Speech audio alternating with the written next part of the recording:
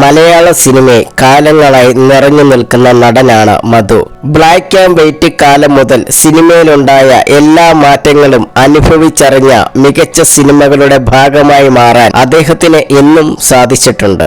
മലയാള cinema ചരിത്രത്തിൽ ഏറെ പ്രാധാന്യമുള്ള ചെമ്മീൻ, ഓളവും തീരവും തുടങ്ങിയ സിനിമകളെല്ലാം നായകനായ അദ്ദേഹം മമ്മൂട്ടി, മോഹൻലാൽ തുടങ്ങിയ നടന്മാർക്കൊപ്പവും നിരവധി സിനിമകൾ ചെയ്തിട്ടുണ്ട്.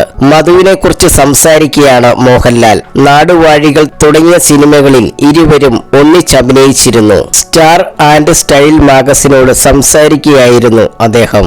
മധുസാറിന്റെ വാക്കുകളിൽ പലപ്പോഴും വേദനയുടെ ചില അംശങ്ങൾ കടന്നു വരാറുണ്ട്.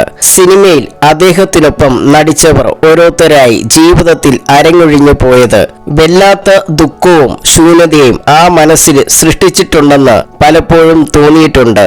സത്യൻ മാഷ്, നസീർ സാർ, തിക്രൂശി, കൊട്ടാരക്കര, അടൂർ ബാസി, സോമൻ, സുകുമാരൻ, ജയൻ, ജോസ് പ്രകാശ്, KP ഉമർ, ബാലൻ K നായർ ഇവരെയെല്ലാം ടിവിയിൽ കാണുമ്പോൾ ഇനി ഞാൻ മാത്രമേ ബാക്കിയുള്ളൂ എന്ന ചിന്ത അദ്ദേഹത്തെ വേദനിപ്പിക്കുന്നുണ്ടോ? മധുസാറിന്റെ വാക്കുകളിൽ നിന്നും പലപ്പോഴും ആ സന്ദേഹം ഞാൻ വായിച്ചെടുത്തിട്ടുണ്ട്. മധുസാർ എന്നിലെ സിനിമ ആസ്വാദനത്തിലേക്ക് മറക്കാനാകാത്ത ഒരു ദൃശ്യമായി കടന്നു വന്നതെപ്പോഴാണെന്ന് കൃത്യമായി ഓർമ്മയില്ല.